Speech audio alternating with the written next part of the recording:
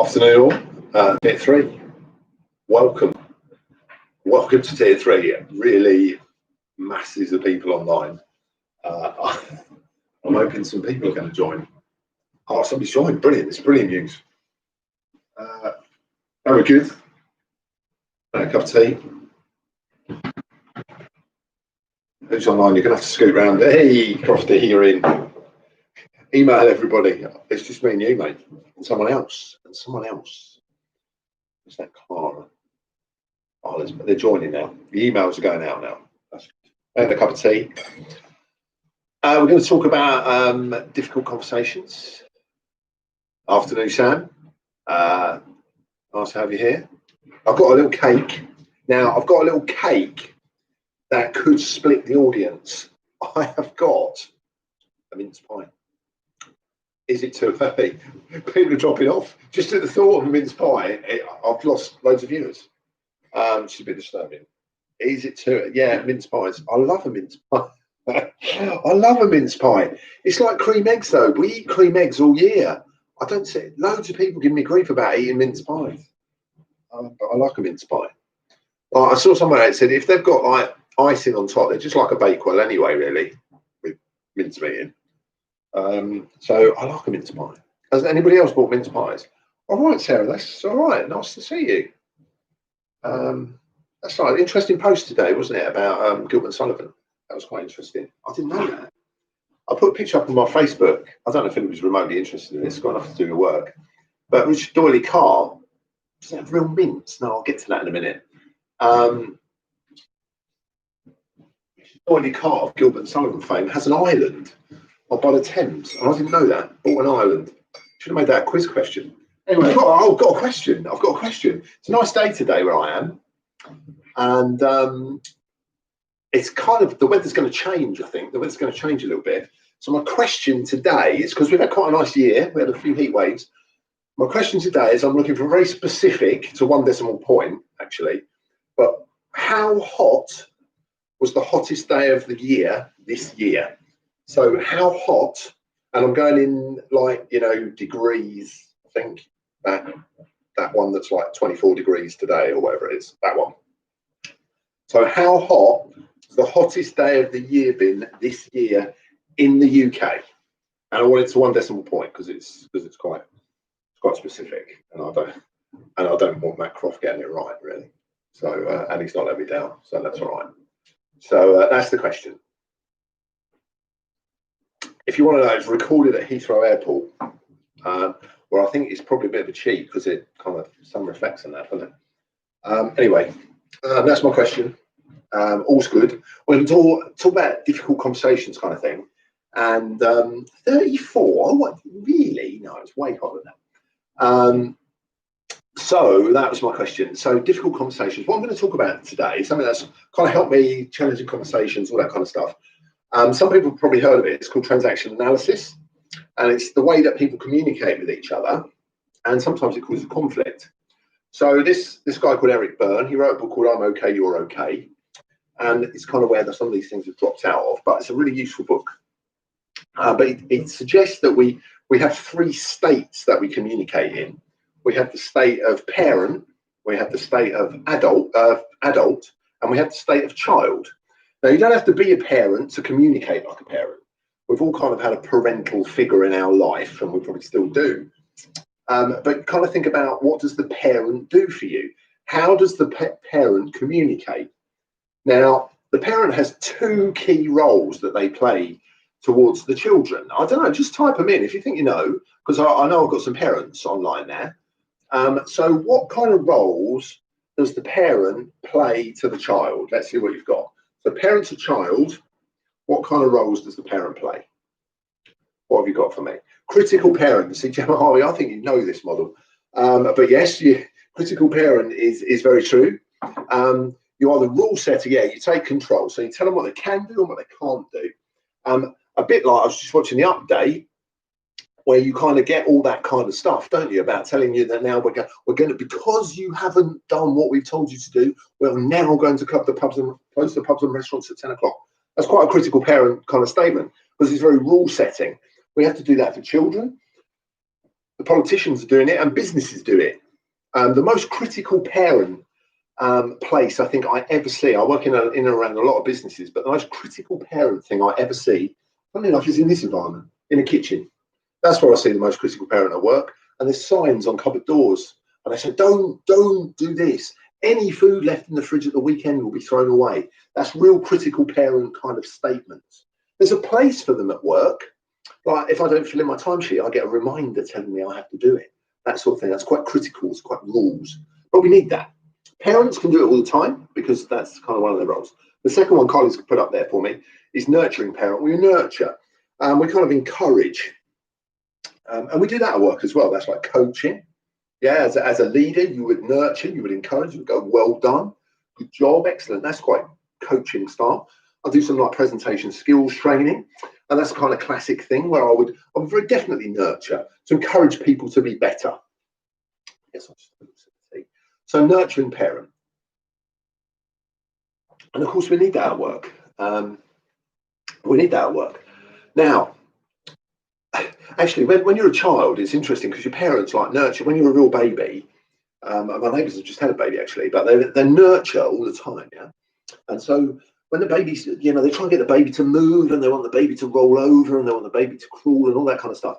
And you really nurture it and encourage. And when your baby starts crawling, you kind of go backwards to make it crawl, and then you hold it up by the arms and you walk it around the room. And then as soon as the baby starts moving, you go critical parent. You put gates up everywhere. So you nurture the child to move, and then once a kid can move, you go, no, you've got to move now. So it must be quite hard to be a kid. So the second one is the child. I'm sure some of these know these models, but what happens with a child? And we can see this because this whole scenario we're in at the moment, with the government telling us that we can't go out. So how does a child react when you set them rules? And I'll have a little bit of mince pie. We're going to type in that in for me. Mince pie. It's like Christmas here. Now, how does the child behave when rules are set? Hey, they rebel. Of course they rebel. People wearing masks down the side of their face, yeah? They sulk, they certainly do. Tantrums. All the parents are just typing. It's just like a day in my life. They cry, they express. They rebel against things. They're trying to cut a corner, cheat a bit. So we're being told that we can only be in groups of 6. So people are going out in 3 groups of 6. Yeah, well, we're in a group of 6. Now, realistically, we know that's not right. But we're not breaking a rule. The rule of 6, that's what it said. There's 18 of you all going out together, but we're all just staying 6s. Also, 6s are completely interchangeable. And that's the kind of thing that's happening. That's a rebellious child. Tantrums, expresses, sulks, all of that kind of stuff. There's 2 other parts of the child. Any ideas? What else does the child do? When you say to your kid, I need you in by 10 o'clock, most of us go 10 o'clock in the morning. Oh, I didn't realise you in the evening, but what's it? Help me. Yeah, they do. They do kind of seek help. And some kids, though, will do as they're told. The goody 2-shoes. And they're the compliant child. So you'll have some people who rebel and some people who comply. Not only do they comply, they seek praise for complying. So at work, it's the person who does a piece of work and then says, I've done this for you. Is this right? Is this right? And then, of course, you go into nurturing parent.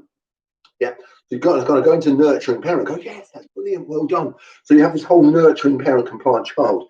All these things, complaints, questions, make out it's not their fault.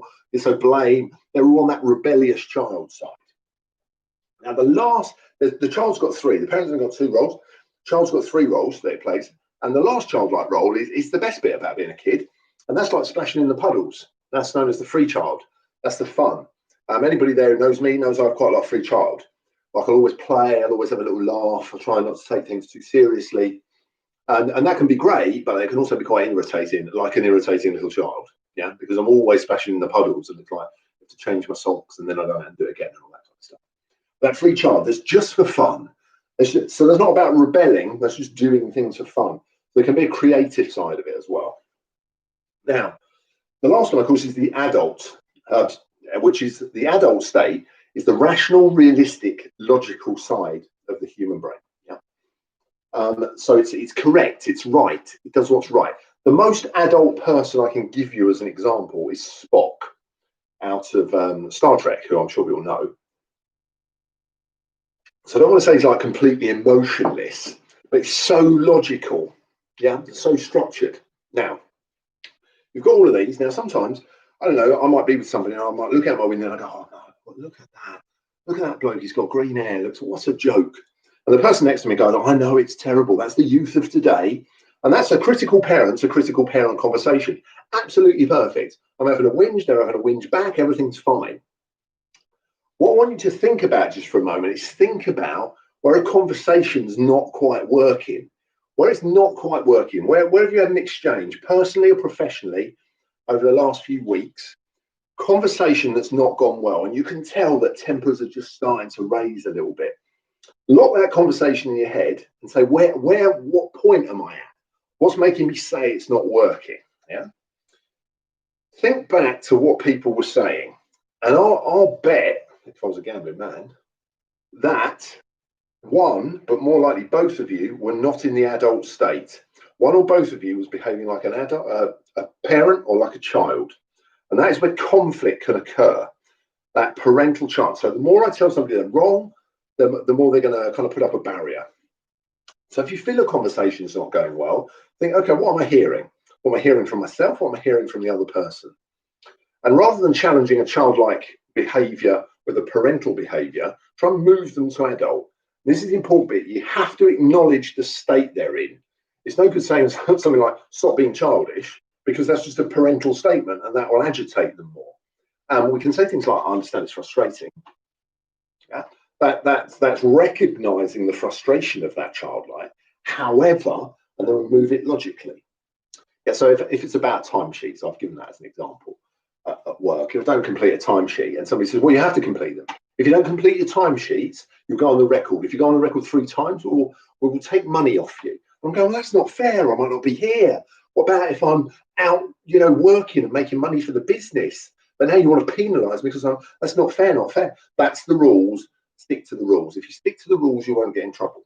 Whereas if they said, yeah, look, I know it can be quite frustrating to have to fill these timesheets in. However, what they do is they help us understand exactly where people's time is being spent and how much money we're incurring on each project. By making sure we've got that kind of all documented, it will help the profit of the company. Yeah, that kind of thing. So we give the logical reason why we want somebody to do it rather than saying, do it because I say so. As a literal parent, you can say, do it because I'm your dad. So you can set that rule. But in work, in professional scenarios, we perhaps want it slightly differently.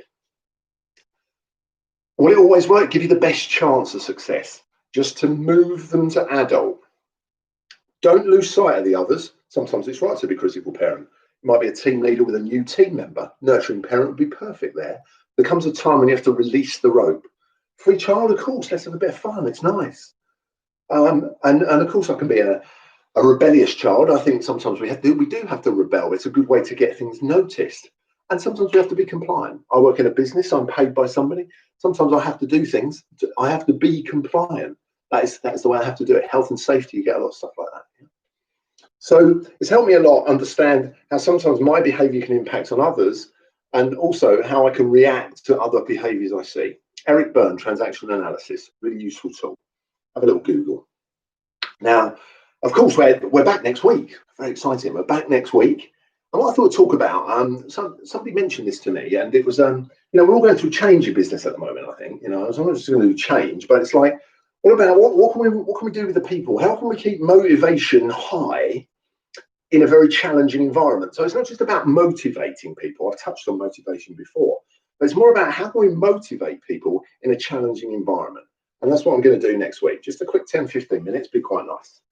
My question, how hot was the hottest day of the year? And nobody's bang on, actually, but somebody is quite close. And the winner today, well, actually, there's kind of 2 winners, really, because they're both the same apart. So the actual temperature was 37.8, recorded at Heathrow Airport on the 31st of July. So Sam Handy, 0.3 out. Sarah O'Donovan, 0.3 out the other way. So joint winners, have a great day. See you next Tuesday. I am going to enjoy my mince pie. Thanks for joining. See you later, guys.